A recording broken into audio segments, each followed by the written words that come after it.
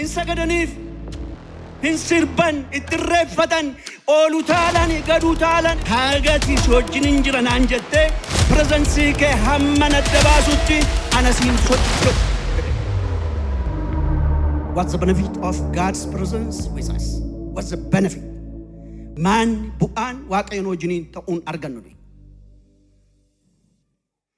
Piilarii afur, utubaa afur qaba. Tokko, divine description, identity jechuudha. Eenyummaa keenya taddabaa biyya lafaatti. Israa'eliin adda kan godhe biyya lafaa. Eewunaa dubbisa please, naminaa dubbistan. Pastor Qananisha. Lakkoofsa 16 dubbisa. 16 dhaggeeffadhaa. Ba'uu 33 16 jechuudha. Ati ofii keetii yoo nu wajjin adeemte malee an sabni keessi duratti faara tolaadhaan ilaalamuun keenya attamitti beekama. Aabi.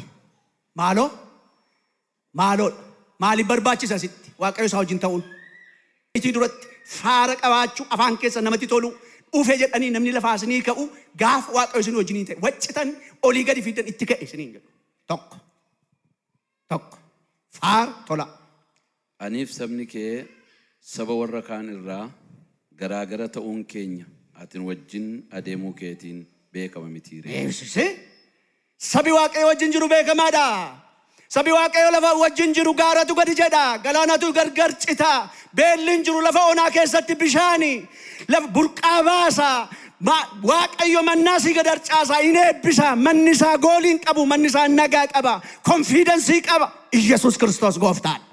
Argitanii? Nuyi saba keetti kan nuyi adda nu baasu ati wajjin ta'uu keeti. Eshe.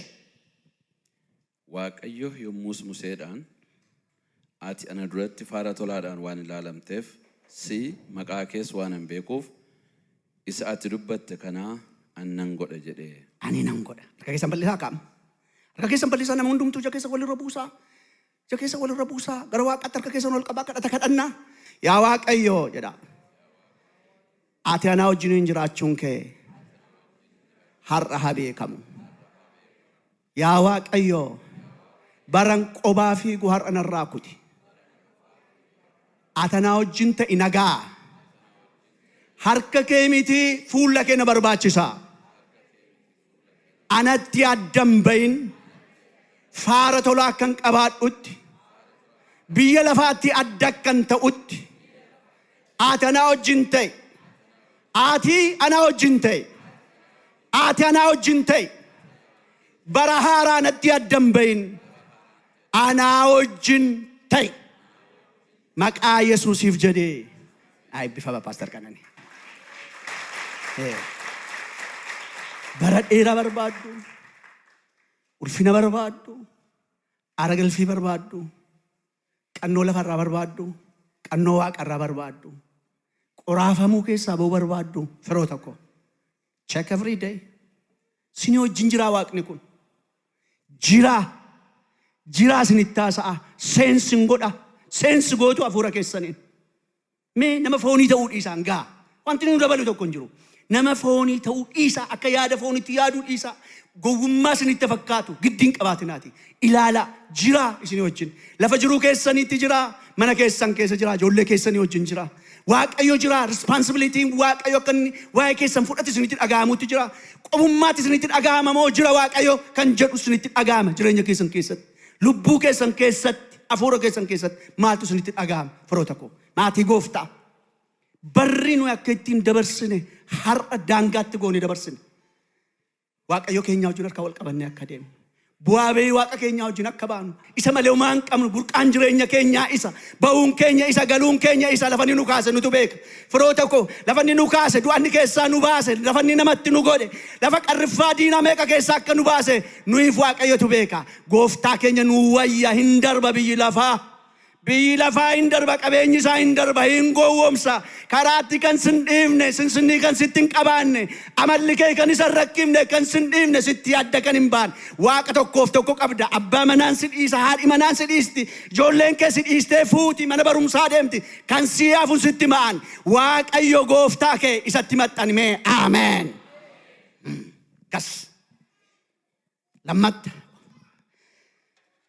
Asha. waan haasa'u beekaa, lafa dhaabatu beekaa, maal akka godhu beekaa, eenyu wajjin akka deemu beekaa, gaafa maal akkatti dhufe akka bineensaa akka ta'u beekaa. Heere cabbe iddoo haadha keessa godhachuun miilla isaa iddoo meeqa keessan dhaabu namni Waaqayyoo wajjin jiraatu.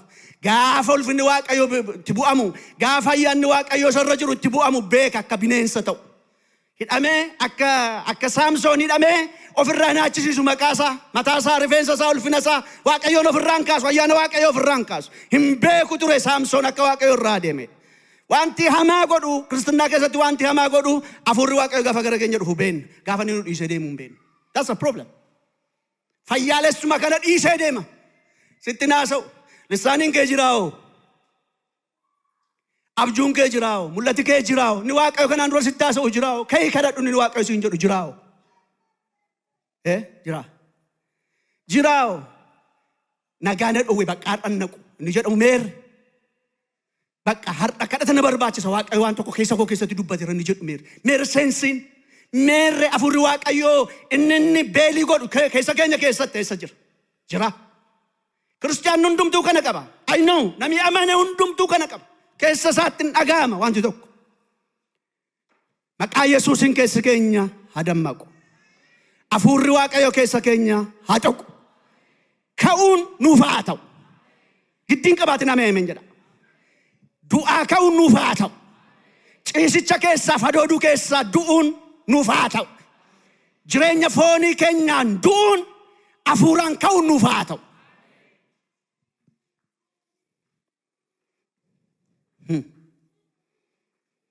Nan kutamoo maa jedhee manni? Nan kutee deem. Saamsoon ergi mataan haadamee. Na hidhaan masade. Na hidhaan mannan ciraa funyoo sin hidhan hundumaa macaanyaa sin ittiin na hidhan hundumaa nan ciraa na hidhaa gaafa jedhu edaayyaanni sokkeera. ምን አይነት ሞኝነት ነው ወገኖች? ምን አይነት መሞት ነው? ሄዶም አናቅም እንዴ?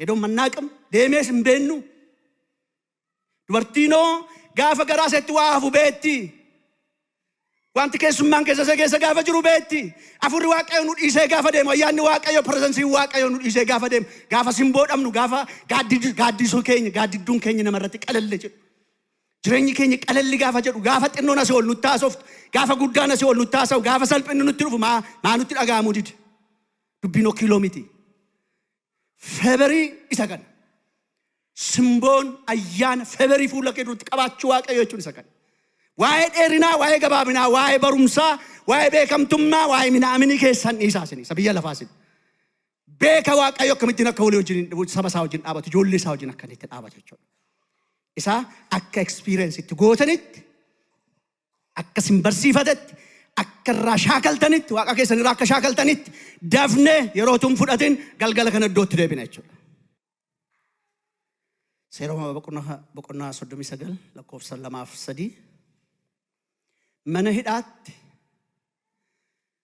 መነ ሂዳት ዋቀዮ ዮሴፍ ወጅን ቱሬ ከናፍ ለፈደም ሁንዱማት ሲምቦ ቀባ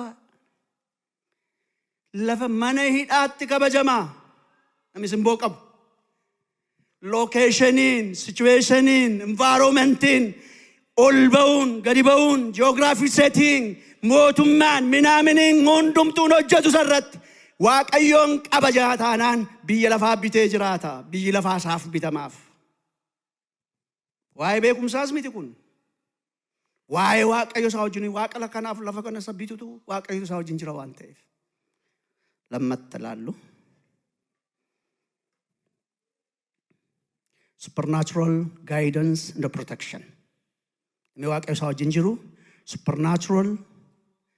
supernatural guidance and protection hingegefama dingatan ittibayen injiru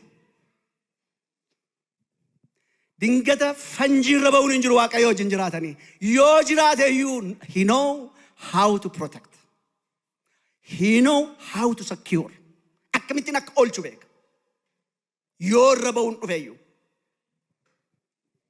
አደጋም ባየን ክሳራም ባየን ፋይናንስ ይላል ጅሬኝ ባየን ክራይሲ ባየን jireenya keenya keessa kan inni galu jireenya keenya protekshinii Waaqayyo jala nu oolla.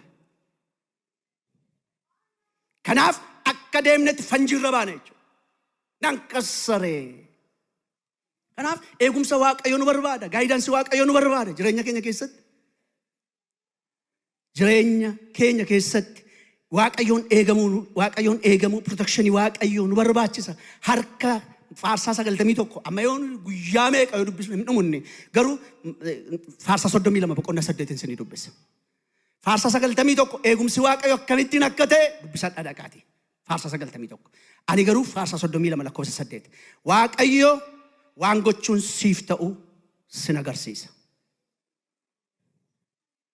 Maaloo waanuma hojjettu iyyuu, waanuma itti jiraattu iyyuu, waan si malu iyyuu, waan si guddisu iyyuu, waan nyaattee bultu iyyuu anatu si agarsiisa. Anatu responsibility fudhata. Amma macaafa keessan baafadha akka amantanitti. Waaqayyo waan gochuun siif ta'u sitti agarsiisa. Karaa irra deemuun siif ta'us sitti agarsiisa. Guidance godhaa. As godhi GPS as godhi raayitii kee qabadhu leftii kee qabadhu tarnii godhi asirra bahi yoo sirra baate akka taata yoo sirra baate seefii taata yoo sirra baate akka taata jedhee Waaqayyo sin agarsiisa. karaati irra deemtu GPS ta'eedha. Akkati irra deemtu karaati irra deemtu sin agarsiisa. Lama sin gorsa. Counseling si godhe sin gorsaan. Argitanii hojiin kennaa fi karaa agarsiisa. Hojiif karaa erga agarsiisee booddee immoo cheekii godha akka karaan irra jiru jechuudha. Yeroo hundumaa sin gorsa immoo akkati hin kassarre, akkati lafatti namne, akkati hin kufne, akka hin sakaalamne, akka diinni karaatti sin hambifne, akka kisaaraa keessa hin galle anatu kaawunsil si godha. Ija kootiin si to'adha. Check cross. Amma ammaatti macaafa sanarra hin jiran. Ija kootiin si to'adha. Waan sitti mee kan akka hojjechuutti jirtu ija kootiin si to'adha. Evaluate godha jechuudha. Waaqayyo lafa uume sattaan nutti himaa. Achumaanoo akka gaarii ta'e arge. Inuume sirriidha wanti kun jedhee evaluate of godhe jechuudha. Of madaale deebisee gaariidha jedhe. Hojii isaa iyyuu Waaqa mazzanuudha. Waamee kan nun ganne, waamee kan hin gaabbine, maan godhe kan hin jenne. Destiniin jireenya keenyaa harka isaa kan ta'e Waaqayyoon ni jiraataan Waaqa keenya. Mootummaan iyyuu akkasidha. Kanaaf eegumsa in out balaarraa hojii diinaarraa fayyaa keenyaaf dhukkuba darbatamaa bara kana keessa namoota fixuutti jiruuf balaa konkolaataatiin istaatasii adda addaatiin wantoota hin barbaachifne dhiibamne akka keessa illinne gowwoomsamne akka keessa illinne sammuun keenya alli ormi gowwoomsee akka keessa nu liccifne protekshinii Waaqayyoo keessa seenuu nu barbaachisa. Walii gala. Eegarran ga'e sadii.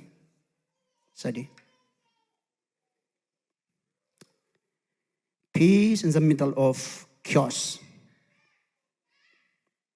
Waaqayyo wajjin jiraachuun jeeqamsa biyya lafaa olii gadi dhaamuu biyya lafaa keessaa nagaa kenna. Bubbee ka'ee Yohaannis boqonnaa Maatiyos boqonnaa 7:14 irras jira. 7:14 gara 20 keessaa jalqaba lamaansaa. Isa gooftaan keessa ciise. Gooftaan keessa ciise ture. Bubbeen lafatti asii gadi rukute, mataa isaanii walitti rukute, bishaan dhufee keessa guute, olii gadi rukutame, samaayitti bishaan asii ol ka'e, garatti naannaban. Gooftaan jedha. Gooftaan boraatii godhatee gara duubaa rafa ture. Bubbeen ala internaalii isaa disturbing godhe. Sii galee bubbeen alaa internal damage ala jiru sun, disaster ala jiru sun, bubbeen keessa jiru dunkaan makiina intanatti keessa bidiruun keessa jiru jechuudha. Bidiruun keessa jiru rukutee gar rukutee bartoota mataa isaanii walitti rukutee jeeqee Yesuus keessa jiru. Jeequmsi alaa keessa isaan jeeqne gooftaa. Nagaan ani isinii kennu nagaa biyyi lafaa isinii kennu miteedha. Yeroo hundumaa suwichiin keenya ala jira. Abbaa halleetitti bu'ee xas godha. Xas godhee bakka nu maraachanu. Suwichiin keenya ala jira waan ta'eef. Abbaan nu haarsuu barbaadu, abbaan mana keenya diiguu barbaadu, abbaan jiruu keenya nu diiguu barbaadu, abbaan nu kasasuu barbaadu, nu beeka waan ta'eef beeka. Imooshanii keenya beeka. Hammam temperiin keenya mam akka ta'e beeka waan ta'eef suwichitti bu'ee deebi'aa nuyi maraachaa oola guyyaa guutuu. Kiristiyaanni akkamiti? Egalee keessi keenya Waaqayyoon eegamaadha. Lafta tocha'u hundeen lafa haraafamu Daawit. Yerusaalemiin naanna'ee gaaroti jiran hundumtu bowwaatti asii gad naqanii I don't care. Waaqayyoon naa wajjin hin jira. Waaqa Daawit anaa wajjin hin jira jedhetu anaa wajjiniif isinii wajjin hin jira. Amantanii dhiiftanis. That is true. Daawit wajjin Waaqa turetu. Isinii galee Daawit wajjin Waaqa ture. Isaa wajjin kan lole, isaa wajjin diinota isaa kan kuffise, isaa wajjin Gooliyaadiin kan lafaanne. Ani isatti nama isa jedhe. Kan alli isaan jeeqamne sabni Israa'el gaafa inni jeeqame mucaa waggaa 17 furuusa see qabatte kan isheen ittiin natte. Internal peace-tu jira eessa akka inni dhaqu beeka. Egalee makiinoti koo horse power hammamii akka qaban laaltanii bittu si'a tokko tokko. Mootorsaayikilii maaloo wantoota akkas jechuudha. Hammam risoorsiin attamii Waaqa kanaaf lafa kana nu uume Waaqayyo nagaa konnee eegwana keessa jira jennaan biyya lafaatiin hin raafamtu biyyi inni. Kanaaf nagaan ani isinii kennu nagaa biyyi lafaa isinii kennu miti. Isinii galee nagaan biyyi lafaa isinii kennu gadi baatanii amma isin aarsa jechuudha. Amma isin aarsa jechuudha. Nagaa Waaqayyo nuu kennu garuu nagaa keessaati.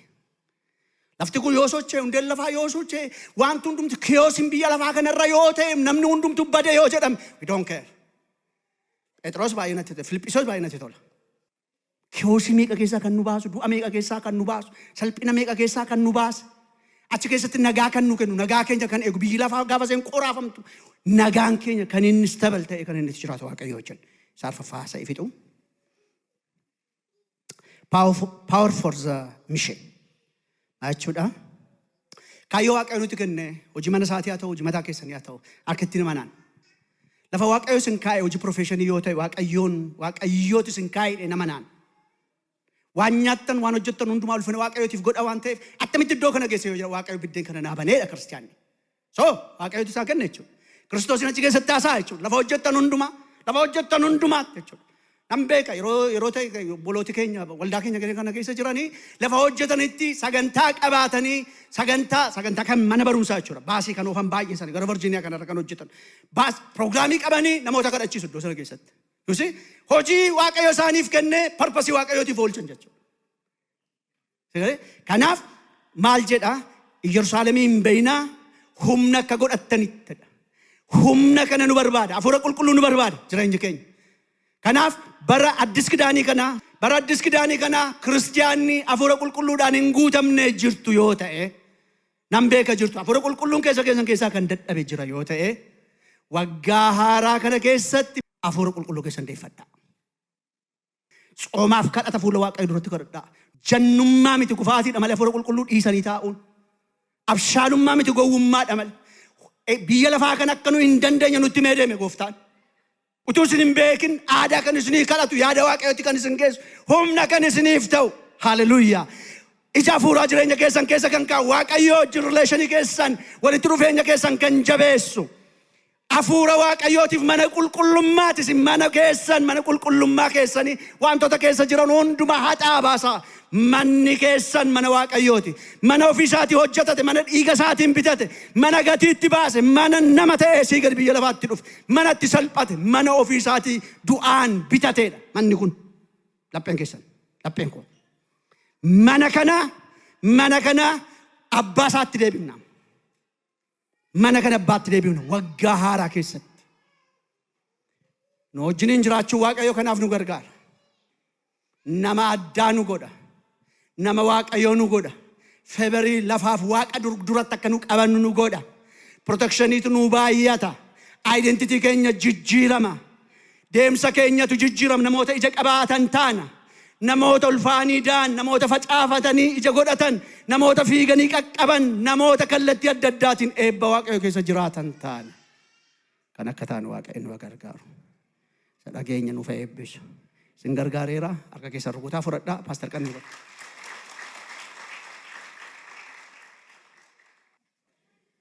Walii wajjiniin kadhata kana kadhannaa hafuura kadhataa keessaan daqiiqaa tokko caalaan fitu kadhate kun. Garuu gara kanatti yeroo deemaa jirrutti fuula Waaqayyoo duratti fedha garaa keessanii karoora jireenyaa mo'icha ofirratti labsuu abdiif kenna Waaqayyoo gargaarsa Waaqayyoo ofirratti labsuu keessa keessanitti kanatti yaada keessan qopheessaa waanan jedhu kana yoona duubaan jettan hundi keenya kol duukaa kadhannuuf jechuudha. Abdii koon si godhadha. Amantii koof gooftaa koon si godhadha. Mana koo har'aa kaasee sittan kennadha. Eegumsa fayyaaf amala ijoollee kootii harka keettan kenna. Jireenya koo harka keetti nan kenna. Ba'uuf galuu koo harka keetti nan kenna. Kaayyoo koo harka keetti nan kenna. Si dursuu si kabajuuf fedha kee keessa jiraachuu nan fedha.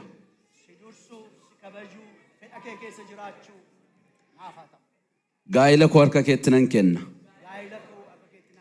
Qabeenya koo harka keetti nan kenna. Gammachuun si biraa argadhuun nan jiraadha. Boqonnaan si biraa argadhuun nan jiraadha. Nagaan si biraa argadhuun nan jiraadha.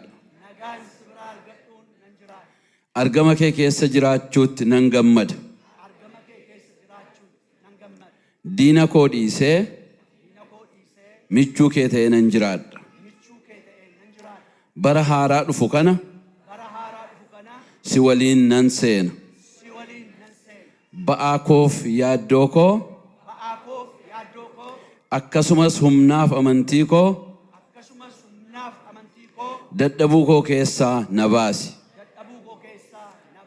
Mo'ichaaf eebba kee keessa nan jiraadha. Eebbaaf mo'icha ofirratti nan labsa. An amaneera. Kanaaf nan dubbadha. Dubbadheera. Amantii nan qabaadha. Wanta an ofirratti dubbadhe hundumtiyyuu yaada Waaqayyoo isa gaarii anaaf haa ta'u. Waaqayyoon ni amanamaan hundumaa naaf raawwachiisa. Waaqayyoon ni amanamaan kana hundumaa naaf raawwachiisa. Ameen. Harka keenya rukunnee Waaqayyotti kadhata keenya kana kenninaa. Gooftaan isin haa eebbisu.